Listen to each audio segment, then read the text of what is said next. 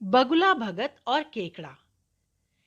ये कहानी है एक जंगल की, जहां एक आलसी बगुला रहा करता था। वो इतना आलसी था कि कोई काम करना तो दूर, उसे अपने लिए खाना ढूंढने में भी आलस आता था।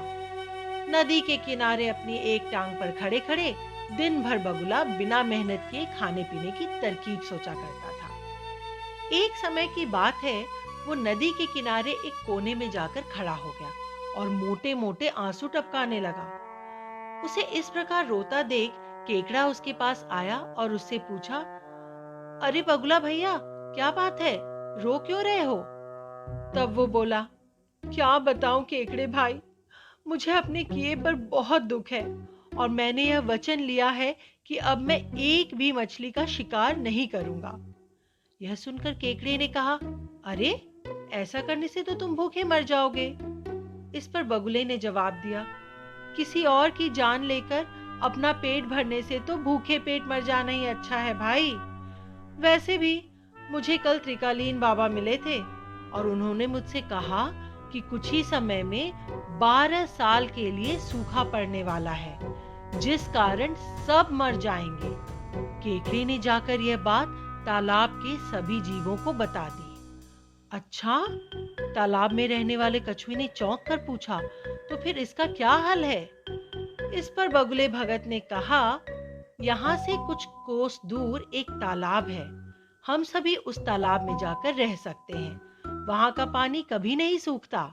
मैं एक एक को अपने पीठ पर बैठाकर वहां छोड़कर आ सकता हूँ। उसकी ये बात सुनकर सारे जानवर खुश हो गए।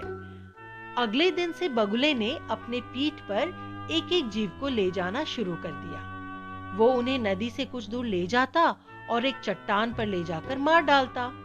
उस चट्टान पर उस जीवों की हड्डियों का ढेर लगने लगा था। ऐसा कई दिनों तक चलता रहा। एक दिन केकड़े ने बगुले से कहा, बगुला भैया, तुम हर रोज किसी न किसी को ले जाते हो, मेरा नंबर कब आएगा? तो बगुले ने कहा, ठीक है, आज तुम्हें ले चलता हूँ। ये कहकर उसने केकड़े को अपने पीठ पर बिठाया और उड़ चला। जब वो दोनों उस चट्टान के पास पहुंचे, तो केकड़े ने वहां अन्य जीवों की हड्डियां देखी और उसका दिमाग दौड़ पड़ा। उसने तुरंत बगुले से पूछा कि ये हड्डियां किसकी हैं और जलाशय कितना दूर है? उसकी बात सुनकर बगुला जोर जोर से हंसने लगा और बोला, कोई जलाशय नहीं है और ये सारी तुम्हारे साथियों की हड्डियां हैं, जिन्हें मैं खा गया। इन सभी हड्डियों में अब तुम्हारी हड्डियां भी शामिल होने वाली हैं।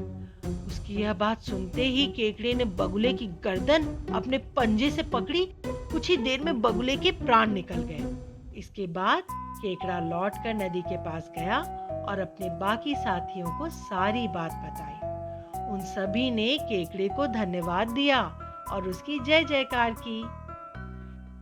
तो बच्चों, इस कहानी से हमें ये सीख मिलती है कि हमें आंख बंद करके किसी पर विश्वास नहीं करना चाहिए। मुसीबत के समय भी संयम और बुद्धिमानी से काम करना चाहिए।